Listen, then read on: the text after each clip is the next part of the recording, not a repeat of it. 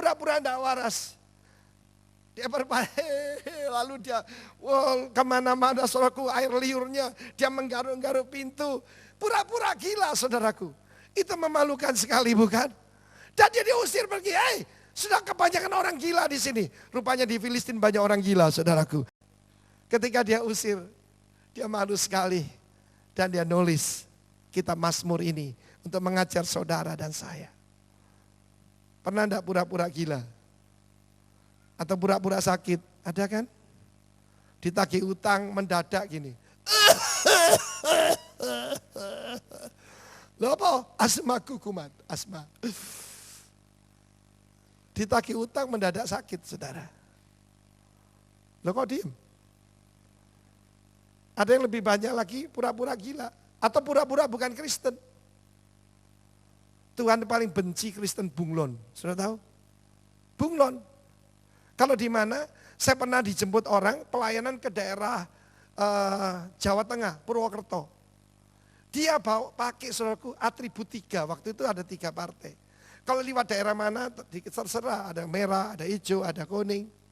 Waktu itu 3 partai itu. Saya pikir ada Kristen semacam begitu. Kristen bunglon. Saudara, Tuhan memanggil kita jadi saksi. Bukan jadi secret agent. Secret agent itu tidak ada orang yang tahu kan? Iya kan? Loh, kalau saudaraku intel itu tidak boleh ada orang tahu. Mesti kelihatan seperti orang biasa. Itu nangkap barusan ini saya dengarkan. Ternyata ada satu anggota Densus 88 nyaru jadi orang gila saudaraku.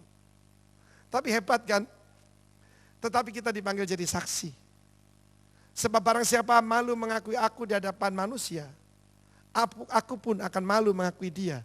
Nah saudara yang kasih Tuhan, Daud seharusnya mengucap syukur. Ketika diingatkan bahwa dia adalah orang yang diurapi. Bahwa dia pernah dipakai Tuhan memberikan kemenangan kepada Israel. Seharusnya berkata, yes, I'm that David. David artinya beloved, yang dikasihi. Saudara yang kasih Tuhan, David mengajarkan kepada kita bagaimana menghadapi masalah seperti itu.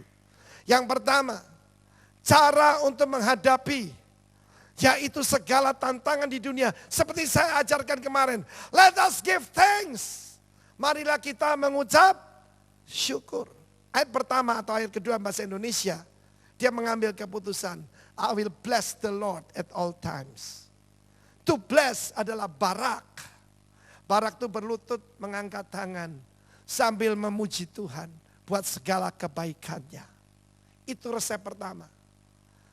Yang pertama saudaraku, di dalam Mazmur 34 ayat pertama, itu adalah ayat lembu.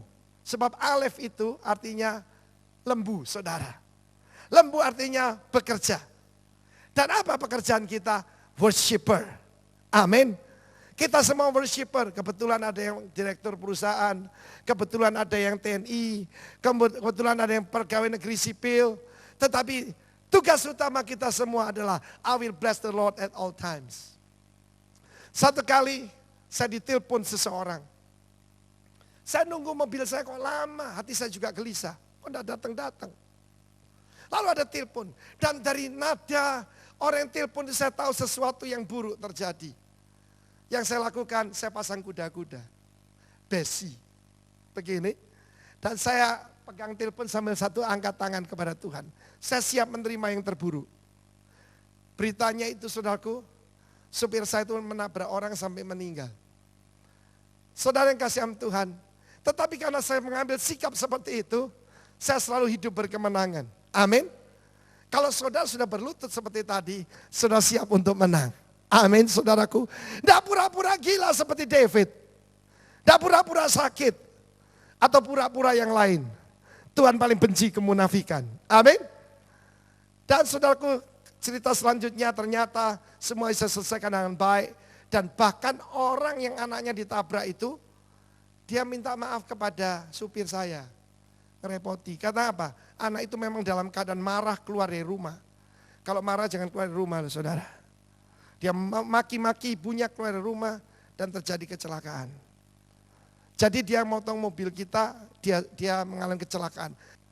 Saudara yang kasih Tuhan, yang kedua yang dilakukan oleh David. Ya, saudara, dia berkata, because of who you are. Karena Tuhan jiwaku bermegah. Amin. My soul shall make it boast in the Lord. Terjemahan bahasa Indonesia, karena Tuhan jiwaku bermegah. Katakan karena Tuhan. Karena Tuhan. Karena itu lagu yang kita nyanyikan tadi, because of who you are, I give you glory. I give you praise. I give you all the honor. Karena Tuhan. Jadi saudara sakit, ingat siapa Tuhan. Dialah Yehovah Rafa yang menyembuhkan engkau. Kesaksian dari saudara Yusuf membuktikan, apapun kata dokter, itu belum final. Dokter bukan hakim, bukan penentu. Penentu adalah Tuhan. Apapun kata orang hari ini, jangan takut saudaraku. Tuhan yang menentukan segala sesuatu. Berikan tepuk tangan bagi dia. Karena Tuhan, jiwaku bermegah. Yang ketiga, firman Tuhan mengatakan, marilah memuliakan Tuhan bersama dengan aku. Kita sudah diberi gedung yang bagus. Fasilitas yang luar biasa. Tugas saudara sederhana, ngajak orang lain. Saya percaya Pak Yusuf akan dipakai memenangkan jiwa ya Pak Yusuf. Lihat saya mestinya mati, saya hidup. Ya bisa punya kesaksian. 24 jam usus saya tidak bekerja. Usus saya berhenti. Usus kan bekerja sendiri. Jantung kan bekerja sendiri. Jantungnya berhenti berapa lama? 6 jam. Oh 6 menit. Kalau yang ini 24 jam. Lebih. Usus tidak bekerja. Sekarang hidup. Kalau bukan Yesus siapa lagi? Tepuk tangan bagi Allah kita, saudaraku. Adik saya ini dokter. Ya, adik saya ini dokter. Kalau jantung berhenti 6 menit itu apa artinya?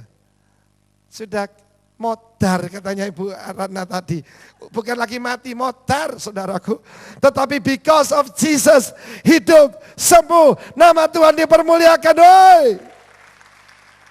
Oke, saya akan tunjukkan pada saudara hak istimewa kita sebagai warga negara kerajaan surga. Di dalam kejadian daripada David ada 3 kerajaan terlibat. Yang pertama kerajaan manusia. Dipimpin oleh Saul. Saul bukan pilihan Tuhan. Saul pilihan rakyat. Amin. Mereka memilih Saul. Voting. Dan kemudian Tuhan mengambil hak kerajaan pada dia. Diberikan pada Daud. Daud diurapi. Tapi kerajaannya masih ada. Secara saudaraku de jure, dia masih raja Israel. Yang kedua, itu kerajaan musuh, gambaran daripada setan. Dipimpin oleh Akhis. Tapi ada kerajaan ketiga, yaitu kerajaan Allah. Di mana David yang dipilih oleh Tuhan. Dan di dalam kerajaan Allah ada hak istimewa. Begitu seseorang diurapi Tuhan, malaikat Tuhan, anak-anak kecil dijanjikan, setiap anak ada 1 malaikat yang mengawasi anak itu. Dan bagi saudara, setiap ada saudara, ada pelindung-pelindung. So masih ingat Israel, sejak tahun 1948, dia menghadapi tentara yang 60 kali lebih banyak. Survive, tahun 57. Lalu perang 67, itu 80 kali. Syria, Yordan, semua sampai Mesir. Ya saudaraku, mengerahkan untuk membunuh Israel. 1:80, menang cuma 6 hari. Lalu tahun 73 perang Yom Kippur. Kemudian perang Libanon, selalu menang, ngadepi musuh jumlah lebih besar. Masalahnya bukan kekuatan tentara Israel. Tetapi karena Tuhan pernah membuat perjanjian dengan nenek moyang mereka.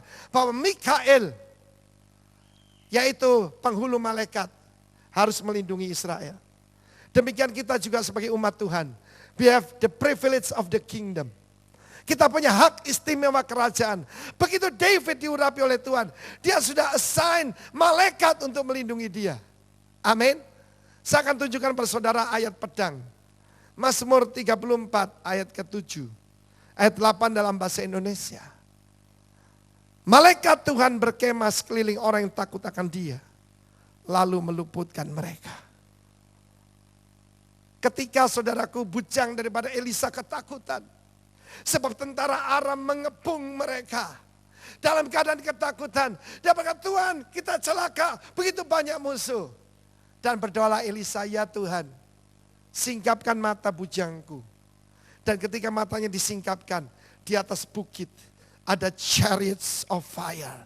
Ada kereta berkuda berapi yang jumlahnya jauh lebih banyak daripada tentara Raja Aram. Kemudian dengan kuasa kerajaan, Elisa berkata, ya Tuhan sekarang butakan mata semua tentara Raja Aram. Dan mereka buta semua. Saudara boleh jago kungfu, jago samurai, tapi kalau buta jangan percaya itu. Yang cerita-cerita di film itu. Kalau buta sudah bisa apa-apa saudara. Dan mereka dibawa ke kota raja. Tapi tidak untuk dibantai, dikasih makan. Amin saudaraku. Dan firman Allah berkata, keadaan tenang sesudah itu. Saudara tahun ini 5770, tahun Ain. Juga ada satu pedang sebelah situ, saya lihat itu. Itu adalah huruf Zain, Zain Z-A-Y-I-N, Zain. Itu pedang. Dan dalam Alkitab pedang pertama-tama dipegang oleh siapa? Oleh kerubim, oleh malaikat.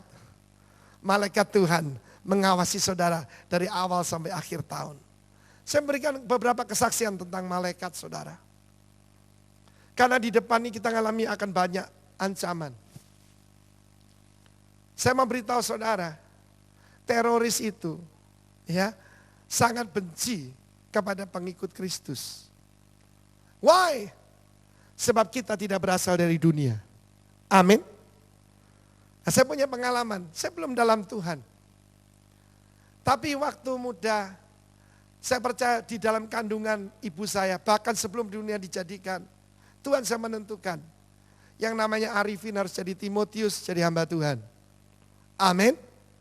Dan satu hari saya diajak teman saya, bukan ke gereja, pergi cari dukun. Hati-hati salah pergaulan.